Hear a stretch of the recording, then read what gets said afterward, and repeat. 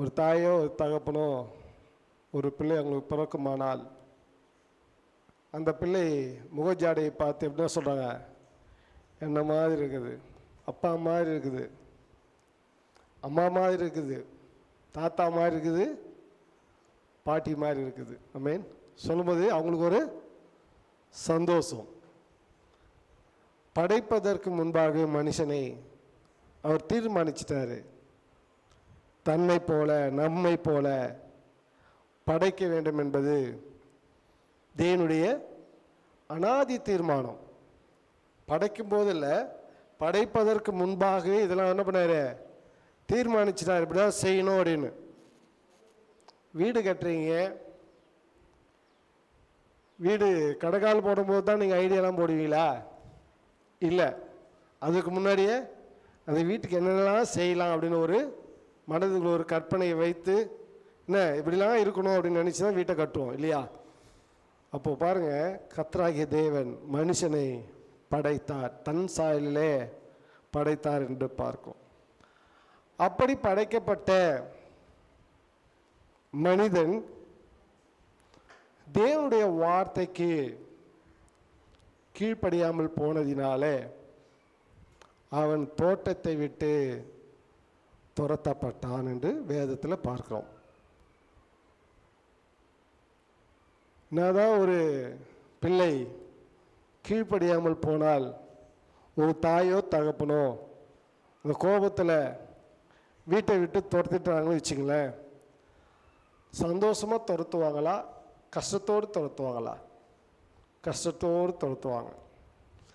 கஷ்டத்தோடு துரத்திட்டு அதுக்கப்புறம் மறந்துடுவாங்களா? மறக்க மாட்டாங்க. அந்த பிள்ளையை நினைத்து நினைத்து நினைத்து அனுதினமும் அந்த பிள்ளைக்காக என்ன பண்ணுவாங்க, கண்ணீர் விடுவார்கள். எப்பொழுது அந்த பிள்ளை மனம் மாறும், எப்பொழுது தன்னுடைய வார்த்தைக்கு கீழ்ப்படியும், அதற்கு ஒரு விடுதலை கிடைக்காதா என்ற ஒரு எண்ணம் ஒரு தாய் தகப்பனிடத்தில் இருக்கிறது போல கர்த்தராகிய இயேசு கிறிஸ்துவினிடத்தில் கொடுக்கப்பட்ட அந்த பொறுப்பு. ஏன்னா தீர்மானம் என்பது முன்பாகவே எடுக்கப்பட்டது. உலகத்தை படைப்பதற்கு முன்பாகவே, சிருஷ்டிப்புக்கு முன்பாகவே தீர்மானிக்கப்பட்டதை பிதாவாகிய தேவன் நிறைவேற்ற ஆயத்தம் பண்ணப்பட்ட குமாரன் 4000 வருடம் காத்திருந்தார். எத்தனை வருஷம்? ஏதேன் தோட்டத்திலிருந்து ஆதாமை துரத்தின பின்பு சொல்லியாச்சு, 4000 இயர்ஸ் உனக்கு இருக்குப்பா. அந்த நாளில் என்ன பண்ணுற, உலகத்துக்கு போய் துரத்தப்பட்ட அந்த ஜனங்களை மறுபடியும் என்னிடத்தில் நீ சேர்க்க வேண்டும் என்று வார்த்தை பிதா சொன்னதுனால அதற்காக காத்திருந்தார். அந்த காத்திருந்த நாள் வரும்போது மிகவும் சந்தோஷம் அடைந்தார்னு பார்க்கிறோம். ஆமென். ஒரு வேலை கொடுக்குறோம் அப்படின்னாக்கா அந்த வேலையை உண்மையாக வாஞ்சியாய் செய்ய மனதுள்ளவர்கள், ஏதோ கடமைக்கு சொல்லிட்டாங்களே, புரியுது, நான் சொல்கிற பாயிண்ட்லாம் புரிஞ்சுக்கணும். ஏதோ கடமைக்கு சொல்லிட்டாங்க, அந்த வேலையை நம்ம செய்து முடிக்கணும் அப்படின்றதுல இல்லை, மனமுவந்து உண்மையாய் தேவன், அதாவது அவர் செய்ய வேண்டிய நேர்த்தியாய் செய்ய வேண்டும் என்ற அந்த நாள் வந்ததுனால சொல்லப்பட்ட இயேசு ஆனந்தம் உள்ளவராய் இருந்தார் என்று பார்க்கிறோம். எதனால்? விழுந்து போன மனித குலம் இவர் மூலமாக மீட்கப்பட வேண்டும் என்பது திட்டம் இருப்பதனால அவர் நிறைவேற்ற ஆனந்தமாய் இருந்தார். அல்லேலூயா. சங்கீத புஸ்தகத்தில் 45ஆம் அதிகாரம் 7ஆம் வசனத்தை நாம் வாசித்து பார்க்கும்போது, நீர் நீதியை விரும்பி அக்கிரமத்தை வெறுக்கிறீர். ஆதலால் தேவனே உம்முடைய தேவன் உமது தோழரை பார்க்கிலும் உம்மை ஆனந்த தைலத்தினால் அபிஷேகம் பண்ணினார். ஆமென். அல்லேலூயா. பாருங்க, அவர் நீதியை விரும்புகிற தேவனாய் இருக்கிறார். நீதியான காரியங்களை செய்ய வேண்டும் என்பது அவரிடத்தில் இருக்கிறது. அதுதான் அவருடைய பரிசுத்தமே. ஆதாம் விழுந்ததுனால நீதியான காரியங்கள் செய்ய சொல்லும்போது அவன் கீழ்ப்படையாமல் துரத்தப்பட்டான். அக்கிரமத்தை வெறுக்கிற தேவன். ஆனால் அந்த தேவன் சொல்லப்பட்டிருக்கிற தேவனே, உம்முடைய தேவன் உமது தோழரை பார்க்கலும் உம்மை ஆனந்த தைலத்தினால் அபிஷேகம் பண்ணியிருக்கிறார். ஆமென். அவர் சுமையை, நம்முடைய சுமையை அவர் சுமக்க வேண்டும் என்ற திட்டம், பிதா அவர் கொடுத்த திட்டம், அதை ஏற்றுக்கொண்டார். ஏற்றுக்கொண்டு இந்த பூமிக்கு வந்தார். தொலைந்து போனதை தேடி வந்தார் என்று பார்க்கிறோம். ஆமென். ஆதாம் மூலமா இழந்ததை மனுகுலம் மறுபடியும் மீட்டு கொள்ளும்படியாகவே, இழந்ததை மறுபடியும் பெற்றுக்கொள்ளும்படியாகவே அவர் நம்மை தேடி வந்தார் இந்த உலகத்துக்கு. வேதத்தில் பார்க்கிறோம், லூக்கா புஸ்தகத்தில் 15ஆம் அதிகாரம் 4, 5, 6, 7 வசனத்தை நம்ம வாசித்து பார்க்கும்போது, உங்களில் ஒரு மனுஷன் 100 ஆடுகளை உடையவனாயிருந்து 100 ஆடுகளை உடையவனாயிருந்து அவைகளில் ஒன்று காணாமற் போனால் 99 ஆடுகளையும் 99 ஆடுகளையும் வனாந்தரத்திலே விட்டு காணாமற் போன ஆட்டை கண்டுபிடிக்கும் அளவும் தேடி திரியானோ. கண்டுபிடித்த பின்பு அவன் சந்தோஷத்தோடு அதை தன் தோள்களின் மேல் போட்டுக்கொண்டு வீட்டுக்கு வந்து சிநேகிதரையும் அயலாகத்தாரையும் கூட வரவழைத்து காணாமற் போன என் ஆட்டை கண்டுபிடித்தேன், என்னோட கூட சந்தோஷப்படுங்கள் என்பான் அல்லவா. அதுபோல மனம் திரும்ப அவசியம் இல்லாத 99 நீதிமான்களை குறித்து சந்தோஷம் உண்டாகிறதை பார்க்கிலும் மனம் திரும்புகிற ஒரே பாவியின் நிமித்தம் பரலோகத்தில் மிகுந்த சந்தோஷம் உண்டாயிருக்கும் என்று உங்களுக்கு சொல்லுகிறேன். ஆமென். தேவனுடைய பிள்ளைகளே, 100 ஆடுகள் இருந்தாலும் அதில் ஒன்று தொலைந்து போனால் சந்தோஷப்படுவோமா? உங்கள் பாக்கெட்டில் 10,000 ரூபாய் வச்சுன்னு இருக்கீங்க, அதில் ஒரு 500 ரூபாய் கீழே வந்துடுச்சு, தொலைஞ்சிடுச்சு. சரி, நம்மக்கிட்ட 9,500 ரூபாய் இருக்குது அப்படின்னு சந்தோஷப்பட்டு விட்டுருவீங்களா? அந்த 500 ரூபாய் தேடுவீங்களா? 9,500 ரூபாய் இருக்கே, என்ன பண்ணுவோம்? கண்டிப்பாக தேடுவோம். கண்டுபிடிச்சா சந்தோஷப்படுவீங்களா? இருக்கிறத மறந்துடுவீங்க. இருக்கிறத மறந்துடுவோம். அந்த 500 ரூபாய் கிடைச்சிது பார்த்தியா, அதில் சந்தோஷப்படுவோம். தேவனுடைய பிள்ளைகளை கர்த்தர் சொல்றார், அவர் 99 நீதிமான்களை பற்றி அவர் கவலைப்படலை. நான் நீதிமான் அப்படின்னு சொல்றதுக்கு இல்லை. யார் ஒருவர் பாவி என்று ஏற்றுக்கொள்கிறார்களோ, நான் பாவி, எனக்காக தான் கிறிஸ்து வந்தார். வேதமே அப்படிதான் சொல்ல வந்தது நீதிமானுக்கு அல்ல. மத்தேயு 9:13 சொல்லப்பட்டிருக்கிறது, பலியை அல்ல இரக்கத்தையே விரும்புகிறேன் என்பதின் கருத்து என்னதென்று போய் கற்றுக்கொள்ளுங்கள். நீதிமான்களை அல்ல, பாவிகளையே மனம் திரும்புகிறதற்கு அழைக்க வந்தேன் என்று கர்த்தர் சொல்லுகிறார். அப்போ மனம் திரும்புதல் நமக்கு முக்கியம். அல்லேலூயா. மனித குலத்தின் பாவங்களை அவர் ஏற்றுக்கொள்ளவே சந்தோஷமாக இந்த உலகத்துக்கு வந்தார். ஆனால் எல்லா மனுஷர்களும் அவரை ஏற்றுக்கொள்வது இல்லை. அது அவருக்கே தெரியும். அழைக்கப்பட்டவர்கள் அநேகர், ஒரு சிலர் தான் அவரை ஏற்றுக்கொள்கிற பக்கம் இருக்கிறது. இருந்தாலும் அந்த ஒரு சிலருக்காக, அது யாரு? நீங்க, நான். புரியுதுங்களா? நம்ம ஒரு சிறு கூட்டத்துக்காகவே அவர் என்ன பண்ணாராம்? தன்னை சிலுவையிலே ஒப்பு கொடுத்தார் என்று பார்க்கிறோம். தேவனுடைய பிள்ளைகளே, உலகத்தில் கோடான கோடி ஜனங்கள் இருக்கலாம். அவர் எல்லாருக்காக வரல. யாரை முன் குறித்தாரோ அவரை அவர்களை அழைக்கும்படியாய், தன்னிடத்திலே சேர்த்து அவர்களை மகிமைப்படுத்தும்படியாகவே தன்னை சிலுவையிலே ஒப்பு கொடுத்தார். பாவம் அறியாதவர், நீதிபரர், பரிசுத்தர். ஆனால் யாருக்காக அவர் பலியானார்? பாவிகளுக்காக பலியானார். அல்லேலூயா. இந்த உணர்கிற இருதயம் நம்மிடத்திலே இருக்குமானால், ஒருத்தன் நன்மை செய்தாவே வாழ்நாள் முழுவதும் நன்மை செய்தான் நன்மை செய்தான் நன்மை செய்தான் சொல்லிக்கிட்டு தெரிகிறோம். ஆமாவா? ஒரு உதவி செய்தாவே, ஏதோ ஒரு ஆபத்து காலத்தில் தேவையின் மத்தியில் ஒருவருக்கு ஒரு உதவி செய்யும்போது என்ன பண்ணுவோம்? சொல்லிக்கிட்டு தெரியும், இல்லை அவங்க மீது ஒரு மரியாதை வச்சுருப்போம். தேவனுடைய பிள்ளைகளே, எல்லாவற்றுக்கும் மேலாக தன் ஜீவனையே நம் மரணத்துக்கு நியாய தீர்ப்புக்கு ஒப்பு கொடுக்கப்பட்டவர்களாக இருந்த அந்த வழியை என்ன பண்ணாராம்? ஜீவனுக்குரிய வழியிலே திருப்பி வைத்திருக்கிறார். அல்லேலூயா! அது எப்பேற்பட்ட பாக்கியம் பாருங்க. இதை நம்ம என்ன பண்ணுமா? அனுதினமும் நாம் என்ன பண்ணுமா? அதை தியானிக்கிற உணர்வுள்ள இருதயமாய் நம்மிடத்தில் இருக்க வேண்டும். எபிரேய புஸ்தகத்தில் 12ஆம் அதிகாரம் 2வது வசனத்தில் வாசிக்கும்போது, அவர் தமக்கு முன் வைத்திருந்த சந்தோஷத்தின் பொருட்டு சந்தோஷத்தை பொறுத்து அவமானத்தை எண்ணாமல் சிலுவையை சகித்து தேவனுடைய சிங்காசனத்தின் வலது பாரிசத்தில் வீற்றிருக்கிறார். அல்லேலூயா! தேவனுடைய பிள்ளைகளே, உலகத்தில் இருக்கிற சாதாரண மனுஷனு கூட தன்னை பற்றி மேன்மையாக இருக்கிறான் அப்படின்னா தன்னை தாழ்த்துகிற எண்ணம் வராதுங்க. வருமா? நல்ல ஒரு ஐஸ்வர்யனாய் பணக்காரனாய் இந்த உலகத்து மக்கள் மத்தியில் மேன்மைக்குரியவனாக இருக்கும்போது அவன் தன்னை தாழ்த்துகிற எண்ணம் அவனிடத்தில் வராது.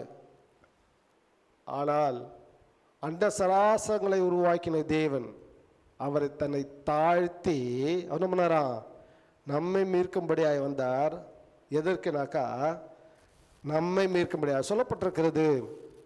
அவர் தமக்கு முன் வைத்திருந்த சந்தோஷத்தை பொருட்டு அவமானத்தை எண்ணாமல் சிலுவையை சகித்து தேவனுடைய சிங்காசனத்தின் வலது பாரிசத்தில் வீற்றிருக்கிறார். அல்லேலூயா! என்ன சந்தோஷம் வைக்கப்பட்டிருக்கிறது அவருக்கு முன்பாக அப்படின்னு பார்க்கும்போது சொல்லப்பட்டிருக்கிறது. வேதம் பேதுரு புஸ்தகத்தில் 1 பேதுரு 2:24 சொல்லப்பட்டிருக்கிறது. நாம் பாவங்களுக்கு செத்து நீதிக்கு பிழைத்திருக்கும்படிக்கு அவர் தாமே தமது சரீரத்திலே நம்முடைய பாவங்களை சிலுவையின் மேல் சுமந்தார். அவருடைய தழும்புகளால் குணமானீர்கள். சிதறுண்ட போதும் தேவனுடைய பிள்ளைகளே, அவருடைய நீதி நிமித்தம் நாம் பிழைக்கும்படிக்கு எப்படிங்க? அவருக்கு கொடுக்கப்பட்ட வேலை என்னன்னாக்கா மனித குலம் மீட்கப்பட வேண்டும், அவர் தேவனோடு ஒப்புராக்க வேண்டும் என்பது தேவனுடைய திட்டமாக இருந்ததுனால அவரிடத்தில் கொடுக்கப்பட்ட அந்த பொறுப்பை அவர் சந்தோஷமாக ஏற்றுக்கொண்டார். ஏன்னா சொல்லப்பட்டிருக்கிறது, எல்லா மனுஷனும் மீட்டு தேவனோடு ஐக்கியமாக இருக்கும்படியாக அவருக்கு வந்த எல்லா அவமானத்தையும் என்ன பண்ணாரு? அவர் பொறுமையாய் சகித்து கொண்டார், அதை ஏற்றுக்கொண்டார் என்று நம்ம வேதத்தில் பார்க்க முடிகிறது. யோவானில் சொல்லப்பட்டிருக்கிறது 4ஆம் அதிகாரம் 34வது வசனத்தில் இயேசு அவர்களை நோக்கி, நான் என்னை அனுப்பினவருடைய சித்தத்தின்படி செய்து அவருடைய கிரியையை முடிப்பதே என்னுடைய போஜனமாய் இருக்கிறது. அவருடைய சித்தத்தை, பிதாவினுடைய சித்தத்தை செய்வதே இவருடைய வேலையாய் இருந்தது. அல்லேலூயா! அவர் செய்து முடிக்கணும். கர்த்தர் கொடுத்த வேலையை நேர்த்தியாய் செய்ய வேண்டும் என்பது தேவனுடைய திட்டமாய் இருந்தது. அவர் கொடுக்கப்பட்ட வேலையை அவர் என்ன பண்ணாராம்? சந்தோஷமாய் செய்து முடித்தார். நம்மளாம் வேலை கொடுத்தா முறுமுறுத்துன்னு செய்வோம். எந்த ஆஃபீஸில் வேலை கொடுத்தாலும் சரி முறுமுறுப்போம், வேறு வேலையில். ஒரு வீட்டுக்கு போகிற டைம் வந்துட்டுமே 6 o'clock உங்கள் டைமிங்னாக்கா எடுத்துன்னு வந்து ஒரு ஃபைலு கொடுத்து இது முடிச்சுட்டு போகணுன்னா சொல்லுவோம், இவ்வளோ நேரம் உங்களுக்கு டைமே இல்லை. வீட்டுக்கு போகிற நேரத்தில் வந்து என்ன பண்ணுறோம், நம்ம எனக்கு வேலை கொடுக்குறீங்க கடிஞ்சிக்கோல சொல்கிறோமோ இல்லையோ மனசுக்குள்ளோ என்ன அனுபவம் இருக்கா? ஆமாம் தானேங்க? அதுக்கு மேலே நம்ம செய்ய மாட்டோம், முடியாது அப்படின்னு சொல்கிறோம்ல. நீ கொடுக்க என்ன 8 hours டைம் இருந்துச்சு, சும்மா தானே இருந்தேன், அப்போ கொடுத்துருக்கலாம்ல, வீட்டுக்கு போகும்போது கொடுக்குறீங்களே, அப்போ அந்த வேலை இருந்திருக்காது. கடைசி நேரத்தில் ஞாபகம் கொடுப்பாங்க, நமக்கு அந்த வேலை செய்ய நமக்கு என்ன கிடையாது, வாஞ்சை கிடையாது. ஏன்னா நம்ம சம்பளத்துக்காக வேலை செய்கிறோம், அப்படி தானே? தேவனுடைய பிள்ளைகளை, கர்த்தர் கொடுக்கப்பட்ட வேலையை கிறிஸ்து நேர்த்தியாய் செய்து முடித்தார். எபிரேயர் 2:10 சொல்லப்பட்டிருக்கிறது, ஏனென்றால் தமக்காகவும் தம்மாலேயும் சகலத்தையும் உண்டாக்கினவர் அநேகம் பிள்ளைகளை மகிமையிலே கொண்டு வந்து சேர்க்கையில் அவர்களுடைய ரட்சிப்பின் அதிபதியை உபத்திரவங்களினாலே பூரணப்படுத்துகிறது அவருக்கு ஏற்றதாய் இருந்தது. ஆமென். தேவனுடைய பிள்ளைகளே, சகலத்தையும் உருவாக்கின தேவன் ஆதாம் நிமித்தம் பிரிக்கப்பட்ட மக்களை மறுபடியும் தேவனோடு சேர்க்கும்படியாய் அவருடைய ரட்சிப்பின் அதிபதி கிறிஸ்து. யாருங்க? நம்முடைய அதிபதி. யாரு நம்முடைய அதிபதி? கிறிஸ்து. அந்த கிறிஸ்து உபத்திரவங்களை அவர் பூரணப்பட்டதினாலே நாம் அவருக்கு ஏற்றவராய் மாறுகிறோம். அல்லேலூயா. அவர் பாடுபட்டதினாலே, எல்லா பாவங்களையும் அவர் நிவர்த்தி செய்ததினாலே இன்று நாம் ரட்சிக்கப்பட்டவர்களாய் இருக்கிறோம். அல்லேலூயா. அப்போ தேவன் எல்லாவற்றையும் செய்தார். செய்த மனிதன் தன்னை விட்டு விலகினதை அறிந்து மறுபடியும் அவர்களை தன்னுடன் மகிமையிலே சேர்த்து கொள்ளும்படியாக கிறிஸ்துவை என்ன பண்ணார்? ஒப்பு கொடுத்தார், ஏற்படுத்தினார். ஒப்புரவாகக்கூடிய வேலையை, மனிதனுக்கும் தேவனுக்கும் ஒரு ஐக்கியத்தை ஏற்படுத்தி கொடுக்கும்படிய வேலையை யார் இடத்துல கொடுக்கப்பட்டது? கிறிஸ்துவின் இடத்துல கொடுக்கப்பட்டது. கிறிஸ்து அதை நேர்த்தியாய் செய்தார். அதான் சொல், நானே வழியும் சத்தியம் ஜீவனுமாய் இருக்கிறேன், என்னை இல்லாமல் யாரும் பிதாவை பார்க்கவே முடியாது. அல்லேலூயா. நம்மளாம் பரலோகம் போகணும்னு ஆசைப்படுறோம். அவ்வளோ ஈஸி இல்லைங்க பரலோகத்துக்கு போகிறது. ரொம்ப ரொம்ப ரொம்ப கடினம். அதுக்கு பிரயாசம் தேவை. பிரயாசம் இல்லாமல் நாம் எதையும் பெற்றுக்கொள்ள முடியாது. பிரயாசப்பட்டாதான் நன்மை கிடைக்கும்.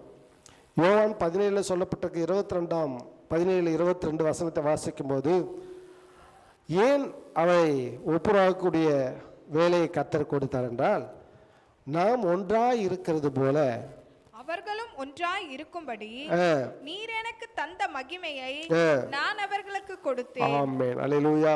நமக்கு கிடைத்திருக்கிற ஒரு பாக்கியம். தேவனோடு அவர் எப்படி ஐக்கியமாய் இருக்கிறாரோ, எந்த உறவுல இருக்கிறாரோ, அதுபோல நாமும் பிதாவோடும் கிறிஸ்துவோடும் நல்ல உறவிலே இருக்கும்படியாகத்தான் கிறிஸ்துவை நமக்கு கொடுத்தார். அந்த மகிமை தான் இன்னைக்கு நடத்துது. கிறிஸ்துவன் என்று பெயர் அளவில் அல்ல, கிறிஸ்துவை உள்ள வைத்து கொண்டு அவர் என்ன செய்தாரோ அதன்படி செய்யும்போது தான் தேவ மகிமை நம்ம மூலமாக வெளிப்படும். அல்லேலூயா. இதில் 24வது வசனத்தை வாசிக்கும் போது, பிதாவே உலக தோற்றத்திற்கு முன் நீர் என்னில் அன்பாய்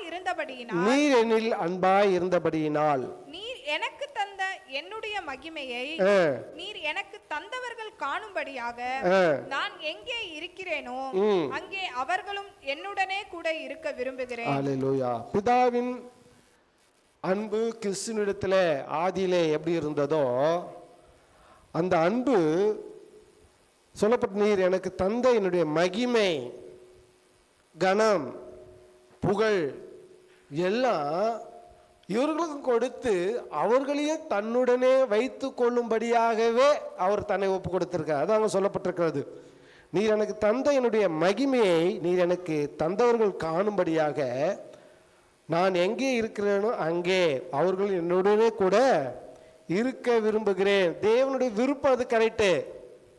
நம்முடைய விருப்பம் எப்படிப்பட்டதாக இருக்கிறது? புரியுதுங்களா? விரும்பினால் மட்டும் போதுமா? அவர் விருப்பம் ஒரு பக்கம் இருக்கட்டும். அவர் அதுக்காக தான் வந்து அவர் செய்ய வேண்டிய காரியத்தை நேர்த்தியாய் செய்து முடித்தார். நமக்கு பிதாவோட திட்டத்தின்படி கிறிஸ்து வந்தார். கிறிஸ்துவின் ரத்தத்தினால் மீட்கப்பட்டோம். அவருடைய மகிமையை நாம் அனுதினம் கண்டு கொண்டு தான் இருக்கிறோம். தேவ மகிமை உங்களுக்குள்ளார இருக்கிறது நான் விசுவாசிக்கிறேன். அப்படி விசுவாசிக்கிற என்னை போல நீங்களும் தேவனோடு இருக்க விரும்ப வேண்டால் அதுக்கு பிரயாசம் தேவை. விருப்பம் மட்டும் இருந்தால் போதாது. ஒரு வீடு கட்டணும் அப்படின்னா விருப்பம் இருந்தால் போதுமா? பிரயாசம் தேவையில்லையா? ஒரு 2 வீலரோ 4 வீலரோ வாங்கணுன்னாக்கா விருப்பம் மட்டும் இருந்தால் போதுமா? அதுக்கேற்ற பிரயாசம் தேவையில்லையா? தேவை தானே. பிரயாசப்படாதானுங்க பலன். விதைக்காமல் எதுவும் என்ன பண்ண முடியாது, பெற்றுக்கோ. அப்போ பிரயாசம் தேவை. பிரயாசம் இருந்தால் தான் நீங்கள் பெற்றுக்கொள்ள முடியும். அவர் விரும்புகிறார். நாம் அதை விருப்பம் கொள்ளுகளாய் இருப்போமானால் நாம் அதற்காக பிரயாசப்பட வேண்டும். தனது இரத்தத்தின் மூலம் தேவன் நம்மை அவரோடு இருக்கும்படியாகவே ஒப்புர வாகிற ஊழியத்தை அவர் செய்து முடித்தார். ஆமென். கொலோசியரில் சொல்லப்பட்டிருக்கிறது 1ஆம் அதிகாரம் 20வது வசனத்தை நீங்கள் வாசிக்கும் போது, அவர் சிலுவையில் சிந்தின இரத்தத்தினாலே, அவர் சிலுவையிலே சிந்தின இரத்தத்தினாலே சமாதானத்தை உண்டாக்கி பூலோகத்திலே உள்ளவைகள்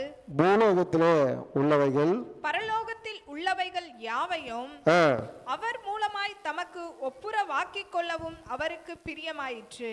அல்லேலூயா. தேவனுடைய பிள்ளைகளே, உலகம் தேவனிடத்திலிருந்து படைக்கப்பட்ட மனிதன் தேவனை விட்டு பாவத்திலே விழுந்து போனான்.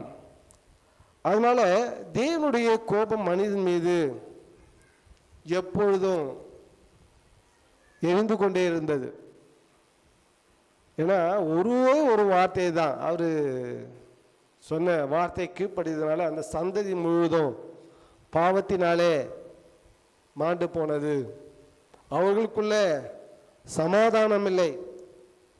ஏன்னா பிதாவாகி தேவன் ஏதேன் தோட்டத்தில் உலாவும் போது ஆதாமோட ஏவாளோட உலாவும் போது சமாதானம் இருந்தது. எப்போ தேவ மகிமை விட்டதோ அவர்கள் ஓடி ஒளிந்தார் என்று பார்க்கிறோம். அந்த மகிமை இல்லாததுனாலே, சமாதானம் இல்லாததுனாலே அவர்கள் மறுபடியாய் தேவனிடத்திலே சேர்க்கும்படியாகவே கிறிஸ்து இந்த உலகத்துக்கு வந்தார். நம்முடைய பாவங்களை எல்லாம் அவர் மன்னித்தார் என்று வேதத்தில் பார்க்க முடிகிறது. அப்போ தேவனுக்கு விரோதமாக இருந்த பகை, வேதம் சொல்லுகிற எபேசியர் 2:16 சொல்லப்பட்டிருக்கிறது, பகையை சிலுவையினால் கொன்று, பகையை தேவனுக்கு முன்பாக இருந்த பகை, பாவத்துக்குரிய காரியங்கள், மனுஷனுக்கும் தேவனுக்கு இருந்த பகையை சிலுவையிலே கொன்று அதனாலே இரு தரத்தாரையும் ஒரே சரீரமாக தேவனுக்கு ஒப்புரவாக்கினார். ஆமென். தேவனோடு நம்மை ஒப்புரவாக்கி இருக்கிறார். தேவனுடைய பிள்ளைகளே, நம் தேவனுக்கு பிரியமில்லாதவர்களாய் இருந்தாலும் கர்த்தர் அது என்ன பண்ணாராம், கிறிஸ்துவின் மூலமாக செய்து தன்னோடு என்ன பண்றார், அவரை சேர்த்து கொள்ள அவர் வாஞ்ச உள்ளவராக இருக்கிறார், செய்து கொண்டு இருக்கிறார். யோவானில் சொல்லப்பட்டிருக்கிறது 17ஆம் அதிகாரம் 12-13 வசனத்தை நீங்கள் வாசித்து பார்க்கும்போது, நான் அவர்களுடனே கூட உலகத்திலே இருக்கையில் அவர்களை உம்முடைய நாமத்தினாலே காத்து கொண்டேன். ஓகே, நீர் எனக்கு தந்தவர்களை காத்து கொண்டு வந்தேன். வேத வாக்கியம் நிறைவேறத்தக்கதாக கேட்டின் மகன் கெட்டு போனானே அல்லாமல் அவர்களில் ஒருவனும் கெட்டு போகவில்லை. ஆமென். ஒருங்க தேவனுடைய பிள்ளைகளே, இந்த உலகத்துக்குரிய பிசாசு தேவனுடைய சிலுவையிலே நசுக்கப்பட்டான். அவன் வல்லமை நசுக்கப்பட்டது. அதி நிமித்தம் இன்னைக்கு நம்ம என்ன பண்றோம், ஜெயித்திருக்கிறோம். அல்லேலூயா. அப்போ ஜெயித்திருக்கிற நாம் அடுத்த வசனத்தை வாசிக்கும் போது, இப்பொழுது நான் உம்மிடத்திற்கு வருகிறேன், அவர்கள் என் சந்தோஷத்தை நிறைவாய் அடையும்படி உலகத்தில் இருக்கையில் இவைகளை சொல்லுகிறேன். அல்லேலூயா. அவர்கள் என் சந்தோஷத்தை நிறைவாய் அடையும்படி உலகத்தில் இருக்கையில் இவைகளை சொல்லுகிறேன். தேவனுடைய பிள்ளைகளே, அவர் செய்து முடித்த இந்த காரியமே அவருக்கு மிகுந்த சந்தோஷம். மனுஷக்குலம் தன் மூலமாக மீட்கப்பட்டதே என்கிற பெரிய சந்தோஷம் அவருக்குள்ளார இருக்கிறது. லூக்கா புஸ்தகத்தில் 10:21 வாசிக்கும் போது, அந்த அந்த வேளையிலே இயேசு ஆவியிலே களி கூர்ந்து சந்தோஷம் அடைந்து, பிதாவே, வானத்துக்கும் பூமிக்கும் ஆண்டவரே, இவைகளை நீர் ஞானிகளுக்கும் கல்விமான்களுக்கும் மறைத்து பாலகருக்கு வெளிப்படுத்தினபடியால் உம்மை ஸ்தோத்தரிக்கிறேன். ஆம் பிதாவே, இப்படி செய்வது உம்முடைய திருவுளத்துக்கு பிரியமாய் இருந்தது. ஹல்லேலூயா. கர்த்தர் நல்லவராய் இருக்கிறார். நம்மளாம் ஞானிகள் அல்ல, படித்த மேதாவிகள் அல்ல, அறிவு பெருத்தவர்களும் அல்ல. ஆனால் கர்த்தர் நமக்கு கிறிஸ்து மூலமாக தேவனை தன்னை வெளிப்படுத்தி காமித்து கொண்டிருக்கிறார். அல்லேலூயா. இது எப்படிப்பட்ட ஒரு பாக்கியம் பாருங்க. அநேக கோடி ஜனங்கள் இருக்கிறார்கள், அவர்களுடைய கண்கள் எல்லாம் குருடாக்கப்பட்டிருக்கிறது. ஆனால் நம்முடைய மனக்கண்ணை கர்த்தர் திறந்து வைத்திருக்கிறார். இப்படி அவர் செய்து முடித்தார். செய்ய வேண்டியதை கிறிஸ்து செய்து முடித்தார். நாம் ஒன்றே ஒன்று தாங்க செய்யணும். என்ன அது? மனம் திரும்புதல். அல்லேலூயா. நீங்கள் மனம் திரும்பினாவே தேவனுடைய ராஜ்யத்தை பெற்றுக்கொள்வோம் என்பது நிச்சயம். மனம்தான் முக்கியம். உங்களிடத்தில் இருக்கிற மனம் தான். உலகத்தை பார்க்கிற அந்த மனம், தேவ ராஜ்யத்தை பாருங்கள், பரலோகத்தை பாருங்கள், அவர் வார்த்தையை பாருங்கள், அவருடைய மகிமையை பாருங்கள். அப்பொழுது பரலோகம் உங்களை தேடி வரும். அல்லேலூயா. வேதம் அவர்தான் சொல்லுங்கள். மத்தேயு 3 சொல்லப்பட்ட மனம் திரும்புங்கள், பரலோக ராஜ்யம் சமீபித்திருக்கிறது என்று பிரசங்கம் பண்ணினார். அல்லேலூயா. மனம் திரும்பினால் ராஜ்யம் உங்களுக்குள்ளார வாசம் செய்யும். அல்லேலூயா. ஏன்னா பரலோகத்துக்கு ராஜாவே கிறிஸ்துங்க. நீங்களே என்னுடைய ஆலயமாக இருக்கிறீர்கள், உங்களுக்குள்ளே நான் வாசம் செய்வேன் என்று கர்த்தர் சொல்லியிருக்கிறார். ஆமென். அப்போ தேவராஜ்யம் உங்களுக்குள்ளே வருமானால் பரலோகத்தில் எப்படி சந்தோஷம் இருக்கிறதோ அதே சந்தோஷம் நம்மளுடைய வாழ்க்கையில், தனிப்பட்ட வாழ்க்கையில், குடும்பத்தில் அது எப்பொழுதும் மனமகிழ்ச்சியாக இருக்கும். அதனால தான் அவர் சொன்னார், நான் வந்தது நீதிமானுக்கல்ல. லூக்கா 15:10 மறுபடியும் சொல்லப்பட்டிருக்கு. அதுபோல மனம் திரும்புகிற ஒரே ஒரு பாவியின் நிமித்தம் தேவனுடைய தூதருக்கு முன்பாக சந்தோஷம் உண்டா இருக்கிறது என்று உங்களுக்கு சொல்லுகிறேன் என்றார். அல்லேலூயா. ஏங்க தேவ தூதர்கள் சந்தோஷப்படணும்? அவங்க இப்போ தெரிஞ்சிருச்சு, ஓ கிறிஸ்து ஏன் மரித்தார், அந்த மனித குலம் மீட்டு தன்னோடு வைத்து கொள்ளும்படியாக, மனவாட்டியாக வைத்து கொள்ளும்படியாகவே கிறிஸ்து இதை செய்து முடித்தார் என்று பரலோக ராஜ்யத்திற்கு தூதர்கள் எல்லாம் என்ன பண்றாங்க? சந்தோஷப்பட்டார்கள். வேதம் சொல்லுகிறது. பாருங்க, நம்ம மீட்டதற்காக பரலோகத்திற்கு தூதர்கள் சந்தோஷப்பட்டார்களாம். நான் மீட்கப்பட்டேன் என்று நீங்கள் எண்ணுகிறீர்களோ, உங்களுக்குள்ள எப்படிப்பட்ட சந்தோஷம் இருக்கிறது? யோசேப்பு குழியில் போட்டார்கள், கொலை பண்ணும்படியாக சகோதரர்கள் இல்லையா? ரூபன் ஏதோ அவனுடைய இரக்கத்தினாலே அதோட கொல்லப்பட வேண்டும் என்ற எண்ணத்தில் போட்டாங்க. அவனுடைய இரக்கத்தினாலே குழியில் போட்டார்கள். ஆனால் அந்த குழியில் போடும்போது அவனுக்கு ஒரு பாரம் வந்திருக்கும், சகோதரனாலே நம்ம மோசம் போனோன்னு. ஆனால் அதே சகோதரர்கள் மீட்டு விற்றாலும் அந்த ஜீவனிலிருந்து தப்பித்து கொண்டோமே என்கிற அந்த சந்தோஷம் அவனுக்குள்ள இருந்திருக்கு இல்லையா? அப்போது அதுபோல் தேவனுடைய பிள்ளைகளே, நம் குழியில் இருந்தோம், பாவத்தில் இருந்தோம், நரகத்துக்குள்ளார தள்ளப்பட்டவர்களாய், நியாய தீர்ப்பிற்கு நியமிக்கப்பட்டவர்களாய் இருந்தோம். அப்படிப்பட்டவர்களை கர்த்தர் என்ன பண்ணியிருக்காரு? அதிலிருந்து மீட்டெடுத்திருக்கிறார். அல்லேலூயா. இதில் நீங்கள் ஏதோ வசனம் படிக்கிறதுனாலையோ இதை பேசுறதுனாலையோ ஒன்றும் பிரயோஜனம் இல்லை. நீங்கள் இந்த கேட்குற வார்த்தையை உங்களை இருதயத்தில் வைத்து அது தியானித்து அந்த உணர்வு வருது பார்த்தீங்களா? அப்போ தாங்க அவருடைய அன்பு என்னென்று அறிந்து கொள்ள முடியும். இல்லைன்னா ஏதோ சண்டே வந்தோம், 2 மணி நேரத்தில் ஒரு பாட்டு பாடினோம், ஆராதித்தோம், இது 4 செய்தி கேட்டோம், போயிட்டு மறுபடியும் நம்ம பழைய வாழ்க்கை வாழ்ந்துக்கிட்டு இருப்போம்னா இதில் எந்த பிரயோஜனமும் இல்லை. கர்த்தர் சிந்தின ரத்தம் விருதுவாக தான் போகும், திருப்பந்திக்கு வந்திருக்கிறோம். திருப்பந்திக்கு தகுதியுள்ளவராய் நாம் மாற்ற வேண்டும் என்றால் நம் மனதில் இருக்கிற எண்ணங்களை மாற்றினால் எல்லாம் என்ன பண்ணோம், நன்மையாக இருக்கும். அல்லேலூயா.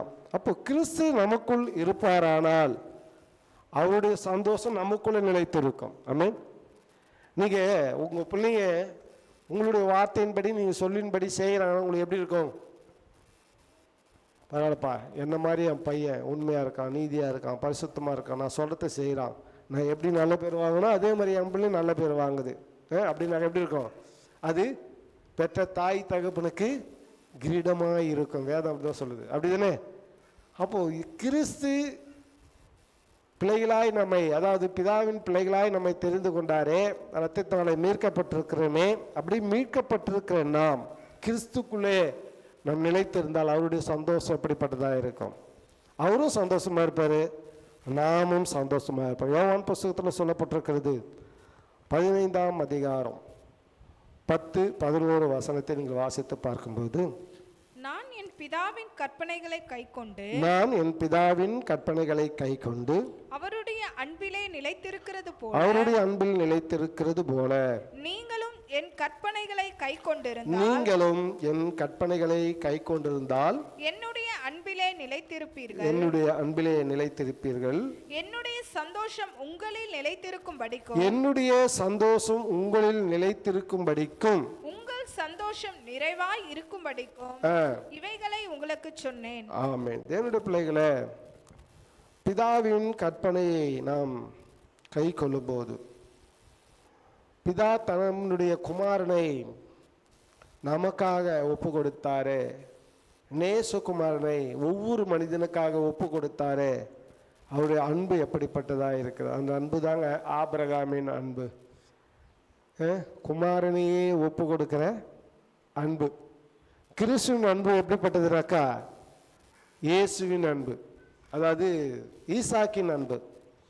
கிறிஸ்து தன்னை பிதா சொன்னதை நிறைவேற்றும்படியாக தன்னை ஒப்பு கொடுத்தார். மாதிரியாக தான் ஈசாக்கு தன்னையே ஒப்பு கொடுத்தார். உலகத்தில் அநேக கோடி ஜனங்கள் இருந்தாலும், இல்லை அந்த லட்சக்கணக்கில் ஜனங்கள் இருந்திருந்தாலும், பிதா என்னை பலியாக கேட்கிறாரே அப்படின்னு தன்னை ஒப்பு கொடுத்தா பார்த்தீங்களா, அதுதாங்க மகிமை, தேவ மகிமை அங்கே வெளிப்படுகிறது. அப்போ ஒப்பு கொடுக்கிற அந்த பக்குவம் நம்ம இடத்துல இருக்க வேண்டும். கர்த்தர் என்னை எதற்காக அழைத்தார், எதற்காக என்னை தெரிந்து கொண்டார் என்பது. யாக்கோப்பினுடைய காரியங்கள்னாக்கா போராடுவது, போராடி ஜெயித்தான் என்று சொல்லப்பட்டிருக்கிறது. தேவனுடைய பிள்ளைகளே, நம்முடைய வாழ்க்கையிலும் அநேக போராட்டங்கள், பிரச்சனைகள் இருக்கும். உலகத்திலே ஆவிக்குரிய ரீதியிலே நீங்கள் போராடி தான் ஜெயிக்க வேண்டும். நீங்கள் போராடி இந்த உலகத்துக்குரிய காரியங்களை ஜெயிக்கும் போது தான் பிதா கொடுக்குற பரிசை நீங்கள் பெற்றுக்கொள்ள முடியும். அல்லேலூயா. சும்மா எதுவுமே பெற்றுக்கொள்ள முடியாது. போராடி தான் ஜெயித்தான், ஆசீர்வதித்தார் கர்த்தர். நம்ம ஆவிக்குரிய ரீதியில் நம்ம போராடும் யாக்கோப்பை போல நம்ம போராடுகிற போராட்டம் இருக்க தான் செய்யும். உலகத்தில் உங்களுக்கு உபத்திரங்கள் உண்டு, போராட்டம் உண்டு. திடன் கொள்ளுங்கள். அவர் உலகத்தை ஜெயித்தது போல பரிசுத்த ஆவியார் நமக்குள்ள இருந்து நம்மோடு என்ன பண்ணுவோம், உலகத்தை ஜெயிப்பார், ஜெயித்து காமிப்பார். அதுக்கு நம்ம ஒத்து உழைக்கணும். நீங்கள் ஒத்து உழைக்கணும்னா பிரயோஜனமே இல்லை. ஒரு பாத்திரமாக வளையணும், அந்த குழந்தை எடுத்து அந்த மண் ஒப்பு கொடுக்கும்போது தான் அவன் இஷ்டத்துக்கு அவன் வளைந்து கொடுக்கிறது. அது ஒரு நல்ல கனத்துக்குரிய ஒரு பாத்திரமாய் வைக்கப்படுகிறது. அதுபோல் தேவனுடைய பிள்ளைகளை நம்முடைய வாழ்க்கையில் ஆவிக்குரிய ரீதியில் நீங்கள் தேவனிடத்தில் உங்களை நீங்கள் ஒப்பு கொடுப்பீர்கள் என்றால் நீங்கள் கண்டிப்பாக கிறிஸ்து படுகிற அந்த சந்தோஷத்தை நீங்களும் பெற்றுக்கொள்ள முடியும். அதனால கர்த்தர் சொல்றார், நாம் பெற்றுக்கொள்கிற இந்த ராஜ்யம் எப்படிப்பட்டது என்றால் அது நீதியும் சமாதானமும் சந்தோஷமும் நிறைந்ததாக இருக்கிறது. சாதாரணமாக இடத்துக்கு நம்ம போல அங்கே என்ன இருக்கு? நீதி, பரிசுத்தம், சமாதானம், சந்தோஷம், களி கூறுதல், என்னெல்லாம் சொல்ல முடியுமோ அங்கே இருக்கிறது. ஏன்னா இந்த உலகத்தில் அநேக உபத்திரங்கள் இருக்கு.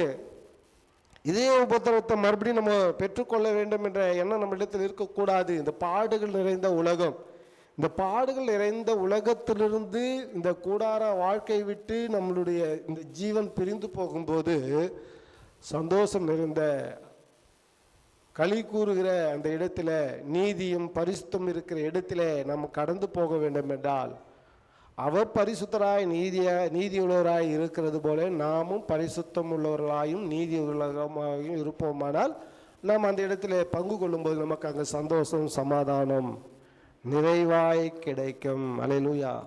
தேவனுடைய ராஜ்யத்தை அவ்வளோ ஈஸியாக நீங்கள் பெற்றுக்கொள்ள வேண்டும் என்று எண்ணாதீர்கள். கொஞ்சம் கஷ்டங்கள் இருக்கத்தான் செய்யும். பிரயாசத்தின் மத்தியில் தான் பெற்றுக்கொள்ள முடியும். அதனால தான் சொல்லப்பட்டிருக்கிறது, ரோமர் புஸ்தகத்தில் 14ஆம் அதிகாரம் 17வது வசனத்தை வாசித்து பார்க்கும்போது, தேவனுடைய ராஜ்யம் புசிப்பும் குடிப்பும் அல்ல, அது நீதியும் சமாதானமும் பரிசுத்த ஆவியினால் உண்டாகும் சந்தோஷமுமாய் இருக்கிறது. ஆமென். தேவனுடைய பிள்ளைகளே, தேவனுடைய ராஜ்யம் புசிப்பும் குடிப்பும் அல்ல, அது நீதியும் சமாதானமும் பரிசுத்த ஆவியினால் உண்டாக சந்தோஷமாய் இருக்கிறது என்று வேதம் சொல்லுகிறது. அப்போ தேவனுடைய பிள்ளைகளாக இருக்கிற நாம் இந்த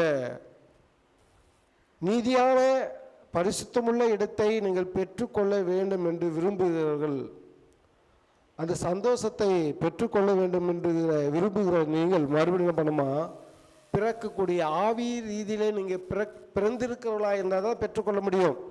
அது சரீர பிரகாரமாக சொல்ல முடியாது. நான் சொல்றது புரியுதுங்களா? நீங்கள் பரிசுத்தாவி பெற்றவர்களாய் ஆவியிலே ஆவிக்குரியவர்களாய் இருப்பீர்கள் என்றால் அதை நீங்கள் உணர முடியும்.